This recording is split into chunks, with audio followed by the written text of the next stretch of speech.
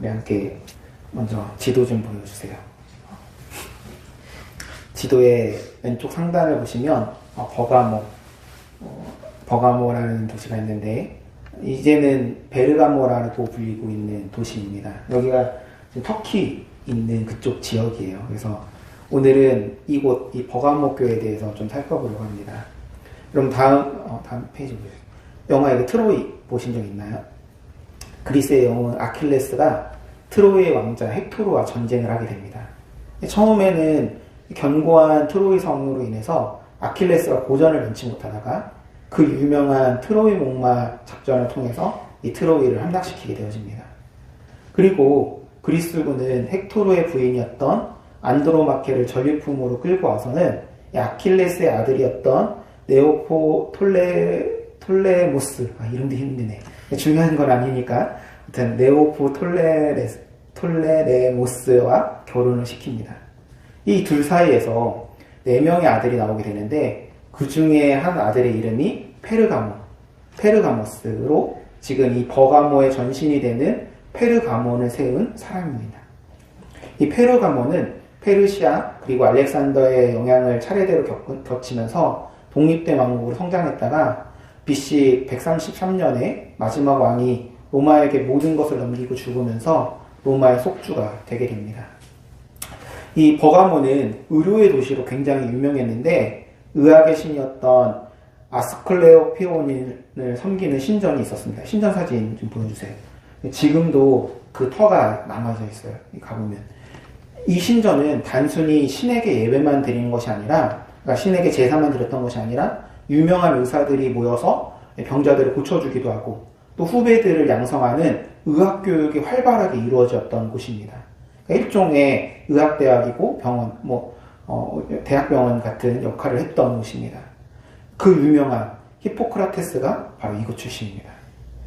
그들의 이 치료 행위는, 그리고 이게 치료한다는 행위가 단순히 약을 발라주는 그런 수준이 아니라 종합적인 치료가 이루어졌는데 연극을 통해서 치료를 했는데 그걸 위해서 원형극장이 있었고 또 지하터널을 지나가면서 명상하는 것도 있었습니다. 또 지능 목욕, 마사지 등 아주 심도 있고 종교적인 세체까지 느껴지는 그런 치료가 활발하게 이루어졌습니다. 뿐만 아니라 이곳에는 그러한 지식들을 공유하고 배우는 도서관이 있었는데 이 도서관은 알렉산드리아의 도서관에 이어서 세계에서 2번째로 큰 도서관이었습니다. 또한 넓은 곡창지대에서는 엄청난 양의 올리브가 생산되는 비옥한 땅이었고 전략적으로도 요충지에 위치하다 보니까 그리스에서 이곳을 거점 도시로 삼으려고 굉장히 공을 들였던 곳이기도 합니다. 여러분 그리스라는 나라가 도시를 지을 때 특징이 하나가 있는데 도시를 높은 산 위에다 지어요. 이거를 아크로폴리스라고 불렸는데 여기에는 신전이라든지 원형 경기장이라든지 도서관 등이 거기에 들어가 있습니다. 그러니까 로마 역시 이러한 버가모를 거점 도시로 삼았고 로마의 거점 도시로 한참 부흥했을 때 인구가 15만 명 정도 되는 굉장히 큰 도시입니다. 지금이야 15만 명이 작다고 생각하겠지만 이 시대의 15만 명은 엄청나게 큰 대도시입니다. 로마 제국의 버가모는 우상과 황제를 숭배하는 그런 도시였어요. 굉장히 많은 신전들이 그래서 있었습니다. 그 신전 중에 하나를 소개하면 이 세라피스 신전입니다. 지금 이게 세라피스라는 신의 신상인데 후대에 복원을 한 거예요. 세라피스 신을 이렇게 복원해놨는데 세라피스는 고대 이집트의 죽음의 신인 오시리스와 황소의 신인 아피스가 합쳐진 신인데 그 용모는 그리스의 대표적인 신인 제우스를 닮았고 행색은 이집트의 파라오의 모습을 하고 있습니다. 좀 다음 사진 보여요. 확대해서 그 전 사진. 네, 그 다음 거. 이거 다음 거요. 네. 이게 지금 잘 안 보이시죠? 보시면 얼굴은 제우스의 사자 모양을 하고 있고 또 특징이 가슴이 좀 나와 있어요. 이거는 소아시아 지역의 어머니 신에 대한 어떤 향수가 투영된 겁니다. 그러니까 이처럼 여자와 남자가 혼합되어지고 사자와 황소가 혼합되어지고 죽음과 생명이 혼합되어지고 그리스와 이집트가 혼합된 신을 섬겼던 곳입니다. 뿐만 아니라 이 아크로폴리스의 가장 중심 한가운데에는 12m 높이의 제우스를 섬기는 제단이 세워졌고, 그 다음에 아데미 신, 다 그리스 로마 신인데 아데미 신, 디오니소스 신, 아스클레오피오스 신을 섬기는 신전들과 로마의 신들을 숭배하는 신전들이 여기 세워졌습니다. 심지어 BC 2세기경의 것으로 추정되는 어떠한 비문이 발견되는데, 거기에는 알지 못하는 신에게라는 이 바울이 아덴에서 봤던 그 신을 섬겼던 기록까지도 적혀 있습니다. 그러니까 너무 많은 신들이 있는데 그 중에 알지 못하는 신도 섬겼다는 거예요. 다음 사진 보여주세요. 이게 지금 현대의 이 버가모의 모습인데, 저 높은 산 위가 아크로폴리스예요. 버가모의 아크로폴리스인데, 이처럼 여러 종류의 신들을 다 긁어 모아서 저 아크로폴리스에다가 다 집어넣은 거예요. 그러니까 지금이야 뭐 이렇게 다 무너지고 없었지만, 예전에는 거기에 신전들과 세워져 있다고 상상을 해보세요. 굉장한 위용이 있었을 거예요. 저기 높이가 390m입니다. 굉장히 높죠. 그럼 이제 그렇게 되면 오늘 성경 말씀이 굉장히 처음에 봤을 때 이게 무슨 말인지 모르면서 여러분 이렇게 봉독하셨을 텐데, 이 말씀이 무슨 말인지 이해가 될 거예요. 13절 말씀. 내가 어디에 사는지를 내가 아노니 거기는 사탄의 권자가 있는 데라. 사탄의 권자. 즉 사탄이 통치하는 지역이 있었다는 거예요. 그게 바로 저기입니다. 여러분, 지금 우리가 요한계시록을 에베소부터 계속 읽어 내려오면서 지금 뭘 하고 있느냐면, 역사적인 사실을 토대로 한 이 말들의 묘사가 어떠한 관계가 있는지를 확인하고 있는 거예요. 그러니까 당시 사람들은, 여러분, 이 사도 요한이 이 편지를, 예수님이 하신 말씀을 편지로 써서 이 소아시아 7교회에다가 회람을 돌렸는데, 이 돌리니까 이 사람들은 그 편지를 받으면 당시 사람들은 그 말의 뜻이 무슨 뜻인지 다 아는 거예요. 지금 우리는 이게 무슨 사탄의 권자가 뭘까? 이게 무슨 나물까? 뭐 좀 사탄 나오니까 좀 그런데 무슨 뜻인지 잘 모르잖아요. 그런데 당시 사람들은 아크로폴리스를 말하는구나 라고 바로 알아차렸던 거예요. 여러분 설명을 들으니까 이제 아시겠죠. 그런데 이걸 모르면 어때요? 사탄의 권자가 뭔지도 모르고 이걸 모르니까 이걸 가지고 이란이나 사이비가 이상하게 해석을 해도 모르는 거예요. 이상하게 해석해도 그게 맞나 보다라고 착각하는 겁니다. 그래서 지금 이 역사를 살피는 작업이 굉장히 중요합니다. 다시 돌아가서 이처럼 온갖 신들이 혼합되어서 삶의 모든 영역에 깊이 스며들어 있는 그 도시, 사탄의 권자에서 믿음을 지킨다는 거, 여러분 결코 쉬운 일이 아닙니다.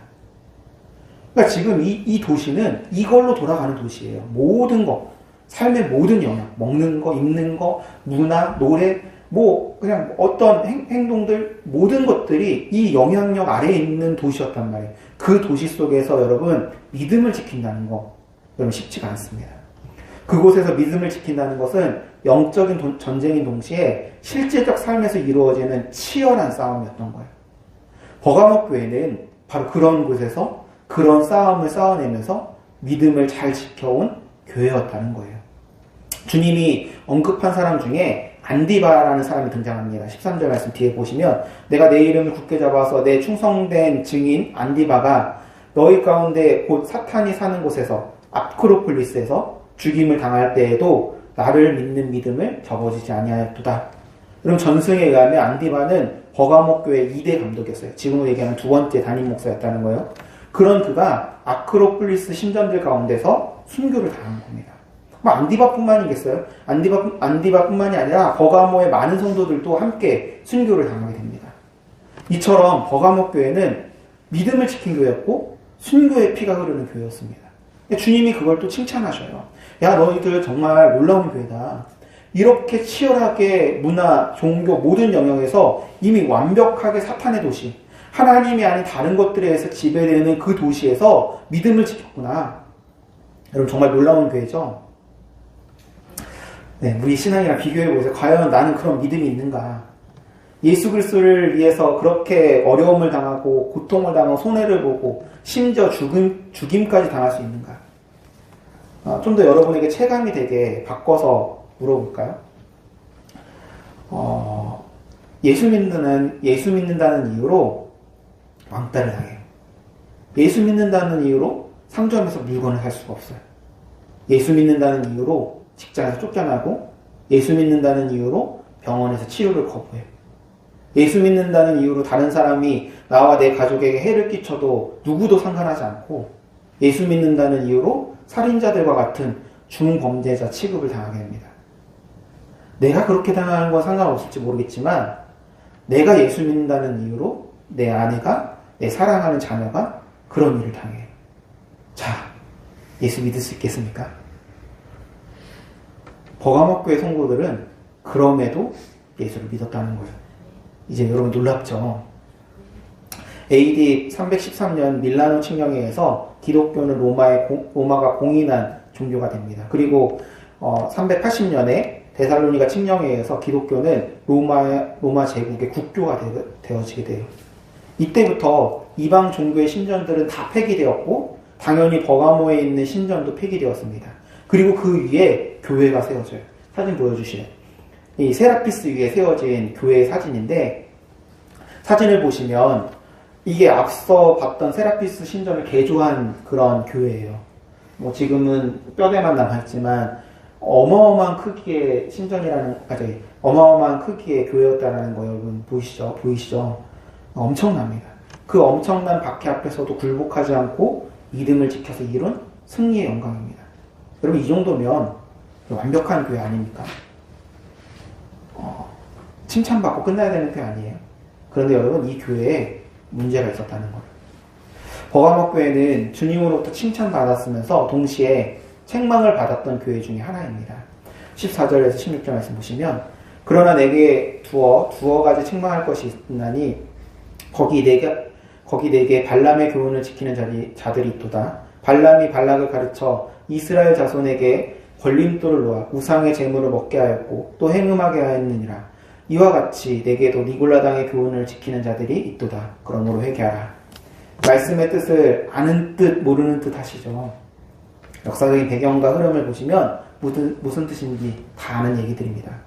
그럼 우선 발람을 좀 살펴보면, 이스라엘 백성들이 출애굽한 후에 40년의 광야 생활을 끝낸 이스라엘이 하나님의 도우심으로 파죽지세의 승리를 하면서 가나안을 향해 나아가고 있을 때 그 길목에 모압이라는 나라가 있었습니다. 이 모압의 왕이 바로 발락이에요. 그런데 이스라엘이 워낙 강력하니까 쉽게 맞서서 싸울 용기가 나지 않는 거예요, 모압 왕이. 그래서 그래도 어떻게든 이스라엘을 막아야 되니까 당시에 대단한 예언자였던 발람이라는 사람에게, 둘이 형제 아니에요, 전혀 관계없습니다. 이 발람이라는 대예언자에게 돈을 주면서 이스라엘을 좀 저주해달라라고 부탁을 한 거예요. 당시 이 시대의 사람들의 인식 속에서는 나라와 나라의 전쟁이 아니라 신과 신의 전쟁이에요. 자신들이 믿는 신들의 전쟁인데, 이 발락은 발람한테 돈을 줘서 저 이스라엘 백성들을 저주하고 이스라엘 백성들의 신을 꺾어달라, 이렇게 요청을 한 거예요. 그렇게 발락의 돈을 받은 발람이 이스라엘을 저주하려고 하는데 도리어 이스라엘을 축복하는 말이 나오는 거예요. 이상하게 저주가 안 돼. 저주의 말을 해야지 하면서 생각은 저주의 말을 생각하면서 하는데 말은 축복의 말이 나오는 거예요. 그러니까 발락이 혹시 발람이 돈이 부족해서 그런가 생각하고는 더 많은 돈을 주면서, 그리고 너가 원하는 건 뭐든지 다 들어주겠다 약속을 합니다. 그러니까 그래서 발람이 솔깃해서 이스라엘을 다시 저주하려고 하는데 이번에도 축복을 하게 되는 거예요. 당연히 발락은 아니 저주하라고 했는데 왜 자꾸 축복하냐 화가 많이 났고, 발람은 자신이 아무리 저주를 하려고 해도 도리어 축복만 나오지 저주가 안 된다고 변명을 해봤지만 발락이 믿지 않는 거예요. 이 상황을 어떻게 할까 고민하던 발람이 구약 성경에는 나와 있지 않지만 모략 하나를 발락에게 알려줍니다. 그리고 각자의 집으로 돌아가게 돼요. 그게 민수기 24장 25절 마지막 절 이야기입니다. 그리고 25장 1절 말씀에 어떤 일이 벌어지냐면, 이스라엘이 시딤에 머물러 있더니 그 백성이 모압 여자들과 음행하기를 시작하니라. 그럼 이게 바로 우리가 읽었던 발람이 발락을 가르쳐 이스라엘 자손 앞에 걸림돌을 놓아 우상의 재물을 먹게 하고 또 행음하게 하였느니라 해요. 여러분, 발람의 교훈, 이 모략의 핵심은 무엇이냐면 40년 광야길을 걸은 이스라엘 백성들. 여러분, 그들이 그 시간 동안 배운 게 뭐예요? 하나님만이 나의 도움 되시고 하나님만이 나의 안전한 피난처가 되시고 하나님만이 나를 먹이시고 입히시고 하나님이 나를 인도하시는 그 광야길을 걸어오면서 이스라엘 백성들은 하나님 나라의 백성으로 사는 법을 배워온 거예요. 그런 그들을 누가 막을 수가 있어요? 하나님이 지키시고 보호하시고 인도하시는데 어떻게 막아요? 저주를 하려고 해도 저주가 나오질 않아. 아니 오히려 축복만 나오는 거예요. 그런 그들을 무너뜨린 발람의 모략은 이스라엘로 하여금 하나님만 사랑하는 것이 아니라 다른 무엇을 사랑하게 만든 것입니다. 성경에 모압 여자들과 음행하기를 시작하였느니라 라고 전하고 있어서 언뜻 이것이 단순한 성관계 정도로 생각할 수 있는데 이건 단순한 성관계가 아니라 우상을 섬기던 여사제들과의 관계를 맺는 것으로 일종의 우상숭배였습니다. 그렇게 이스라엘로 하여금 하나님이 아닌 다른 무엇을 사랑하게 하고 하나님이 아닌 다른 신을 섬기게 만든 것이 바로 발람의 교훈인 거예요. 상당히 중요한 얘기예요. 여러분, 사탄은 우리를 칼과 창으로 위협해서 굴복시키지 못했을 때 지금 앞서서 이 버가모 교회에 엄청난 고난과 핍박과 어려움이 있었단 말이에요. 그런데 이 사람들이 꺾이지 않았단 말이에요. 이스라엘 백성들도 꺾이지가 않았어요. 우리도 꺾이지 않을 때가 있어요. 그러니까 그런 어려움과 고통 가운데 꺾이지 않을 때 사탄이 쓰는 방법은 뭐냐면 달콤하고 부드러운 방법입니다. 그게 뭐냐면 동화. 남들도 다 저렇게 하는데 뭘 그래. 이 정도는 죄 아니야. 그냥 문화야. 너 신앙생활 유연하게 하지 말고 좀 유연하게 해. 마치 펄펄 끓는 물이 아니 따뜻하게 서서히 데워지는 물속에서 죽어가는 개구리처럼 우리는 자극적인 미디어, 세속적인 성공 논리, 그리고 편의주의라는 발람의 꾀에 서서히 중독되어서 하나님을 향한 갈망을 잃어버리게 되는 겁니다. 이처럼 정작 우리를 무너뜨리는 것은 거대한 핍박이 아니라 이 정도쯤이야 라고 하는 허용된 그런 작은 타협의 순간들입니다. 여러분, 한국교회도 버가모교회처럼 엄청난 박해 가운데서 믿음을 지켜냈던 교회고 수많은 순교자의 피로 세워진 교회입니다. 그런데 지금 우리에게 들려오는 비참한 소식들의 내용이 다 무엇입니까? 세속주의와 편의주의, 성적인 욕망, 그리고 세상 문화와 결탁해서 변질된 신앙의 추악한 열매들이잖아요. 이름만 크리스천이지 하나님과는 아무런 상관없는 세속화된 크리스천들이 교회마다 넘쳐나는 거예요. 우리 역시 주님께서 버가모 교회를 향해 책망하신 그 책망의 내용에서 자유로울 수가 없는 것입니다. 아니, 그렇게 하나님만 사랑한다고 했던 너희들이, 믿음을 위해서 생명까지 내던졌던 너희들이 발람의 모략에 무너지고 있다. 여러분, 참 재미있는 현상 중에 하나가 무엇이냐면 사람들은 자신들의 잘못을 감추기 위해서 다른 사람들의 잘못을 들추는 공격을 합니다.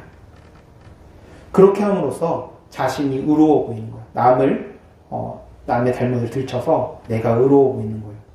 아니, 실제로 자신이 의로워진다라고 생각하기도 해요.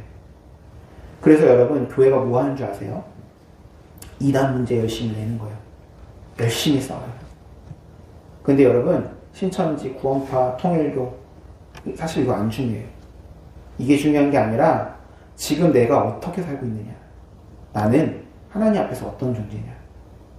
나는 지금 정통 기독교, 감리교, 장로교, 침례교, 성결교, 구세군 여기에 속해 있는데 여기에 속해 있는 게 중요한 게 아니라 내가 어떤 크리스천이냐가 중요한 것입니다.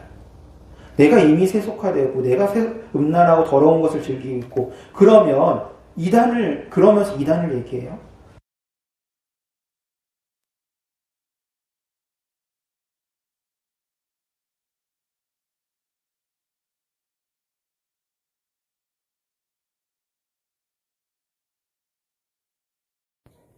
녹음이 안 돼서.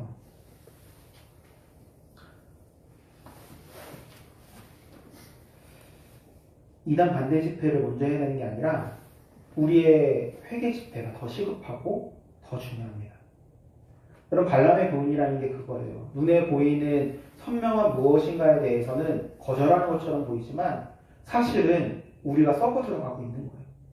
우리도 모르는 사이. 아니, 정확하게 그 더러운 사단의 권세, 더러운 우상의 신전들에 대해서 거부하고 믿음을 지키고 안디바처럼 순교한 자들이 있는 그 교회에서 이미 성적인 욕망과 음란한 문화와 세속적인 편의주의가 들어와가지고는 서서히 망가지고 있는 거예요.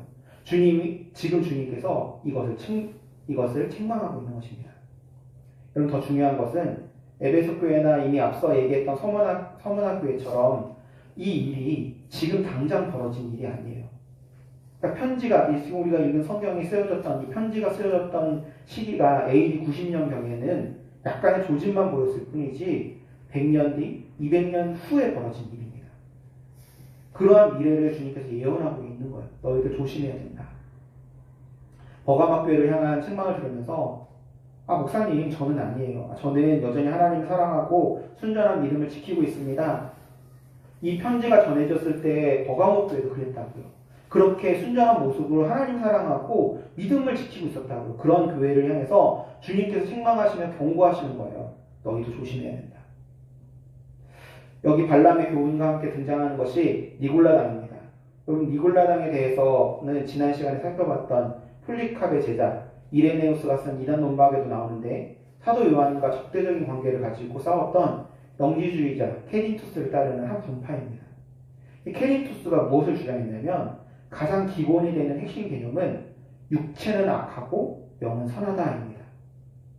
여기에 모든 걸 맞춰가지고 해석하는 거예요. 그래서 이 물질의 세상을 만드신 구약의 하나님은 열등한 하나님, 악한 하나님이고, 육체를 입고 온 그리스도는 가짜다, 이런 주장을 해요.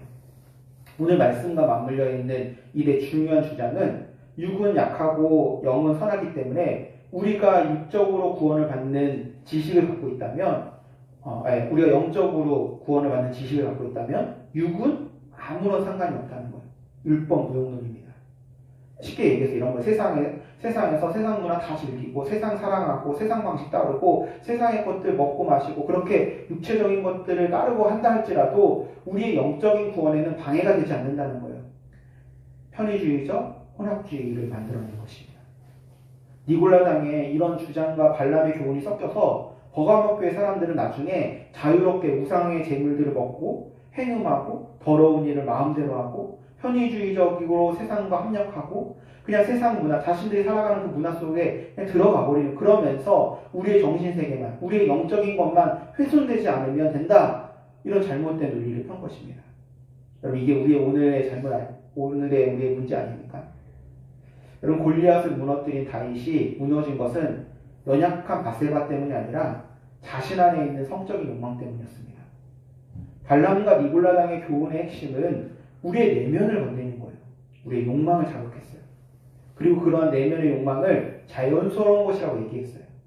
지금 이 사회, 이 현대 사회 구조 속에서 가장 위험한 것은 뭐냐면 내 안에 있는 욕망, 여자로서의 욕망, 남자로서의 욕망, 보이는 것, 만지는 것, 느끼는 것, 쾌락하는 그 모든 욕망은 그건 아름답다라고 하는 겁니다. 아름답다. 그건 아름답지 않습니다.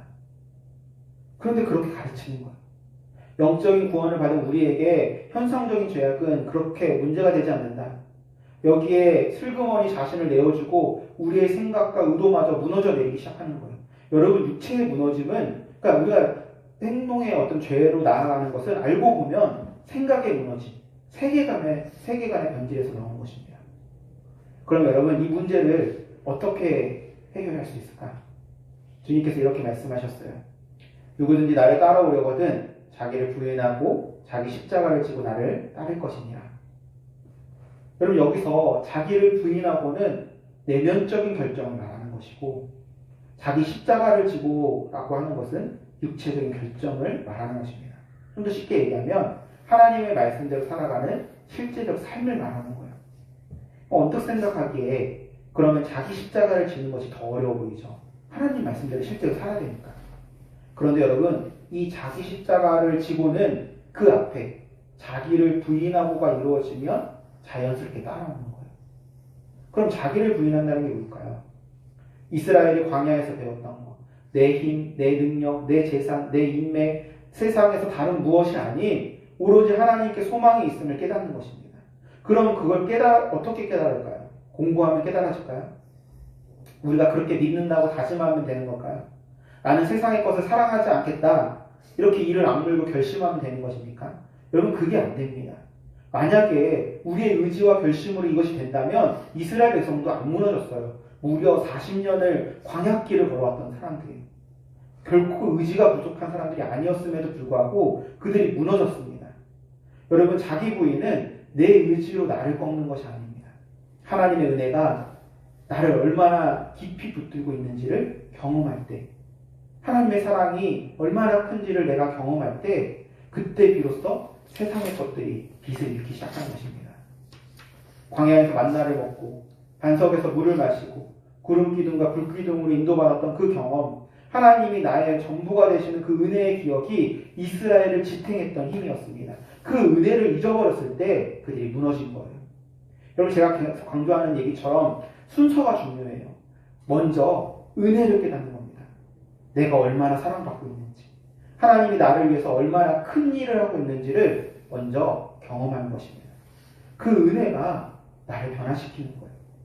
그리고 그 변화된 마음에서 자연스럽게 흘러나오는 것이 사랑의 응답, 즉 나를 자기를 부인하고 십자가를 지는 삶이 되어진 겁니다.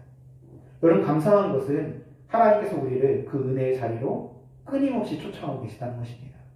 여러분들이 깨닫는지 깨닫지 못하는지 상관없이 하나님은 여러 가지 상황들 속에서 여러 가지 방법으로 여러분들을 잡고 그 은혜의 자리로 끊임없이 부르고 계십니다.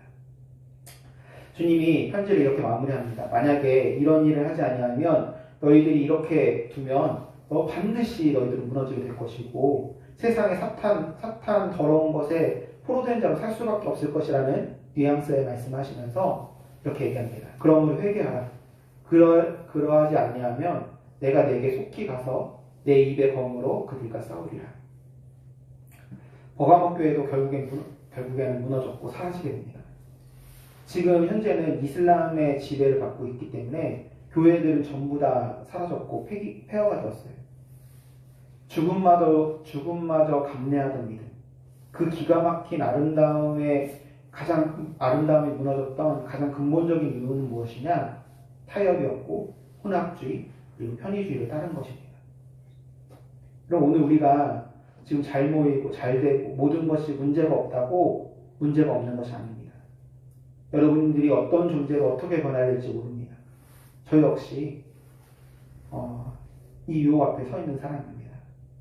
그러니까 지금 지켜내야 됩니다. 언제나 경계하면서 스스로를 말씀에 비추어서 내가 하나님 앞에 제대로 서 있는지, 정말로 하나님을 사랑하고 있는지, 다른 무엇이 섞여 들어있진 않는지를 돌아보셔야 됩니다. 감사한 것은 주님께서 책망으로 끝내지 않았다는 것입니다. 이 치열한 영적인 전쟁에서 끝까지 타협하지 않고 이기는 자에게는 놀라운 보상을 약속하십니다. 17절 말씀, 귀 있는 자는 성령이 교회들에게 하시는 말씀을 들을지어다. 이기는 그에게는 내가 감추었던 만나를 주고 또 흰돌을 줄 터인데 그 도리에 새 이름을 기록한 것이 있나니 받는 자 밖에는 그 이름을 알 사람이 없느니라. 감추었던 만나와 흰돌, 즉 우상의 제물이 주는 찰나의 배고픔과 비교할 수 없는 영원한 생명의 양식을 주신다는 것입니다. 세상이 우리를 정죄하며 밀어낸다 할지라도 하나님이 우리를 의롭다 인정하시면서 하늘나라 잔치의 주인공으로 당당히 세워주시겠다는 약속입니다. 세상의 인정이라는 검은 돌을 거부하고 하나님이 주시는 흰 돌을 기대하는 자, 그가 바로 승리자인 것입니다. 여러분 버가모의 화려한 심정들은 이제 사늘한 폐허가 되었습니다.